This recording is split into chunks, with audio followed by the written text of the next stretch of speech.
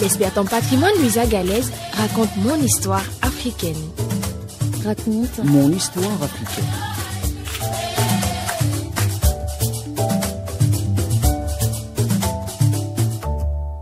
Si on veut connaître le continent africain, il faut s'en tenir aux légendes qui sont des images colorées des réalités, que les peuples racontent aux enfants de génération en génération pour conserver leur histoire à travers le temps, dans un monde où le continent sans cesse était exposé à différentes formes d'invasion par des agresseurs qui en voulaient à sa richesse, mais aussi à sa mémoire.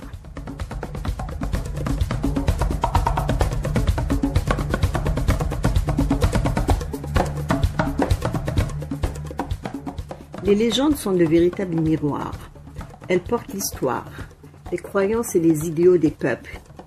Elles donnent sens au monde, aux origines des royaumes, inspirant les générations comme les exemples des héros fondateurs, demi-dieux ou rois visionnaires.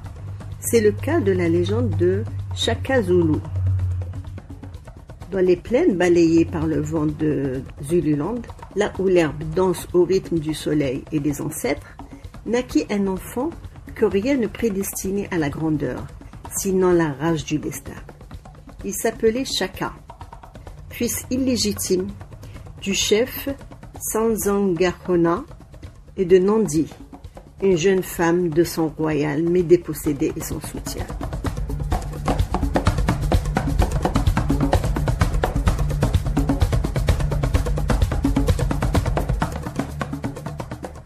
Rejeté, humilié, chassé avec sa mère par son propre père, l'enfant grandit dans l'exil, entouré de moqueries.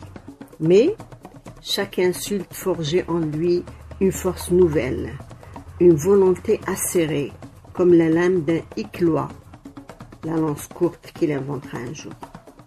On raconte que dès l'enfance, les étoiles refusaient de se lever si Shaka n'avait pas fermé les yeux, et que les léopards l'évitaient, pressentant en lui un pouvoir que même les fauves craindraient. Un jour, alors que des guerriers de Ntetwa passaient près de son village d'adoption, Shaka adolescent les provoqua en duel, torse nu, armé d'un simple bâton. Impressionné par son courage, le chef d'Ingiswayo le prit sous son aile. Ce fut le début d'une ascension fulgurante.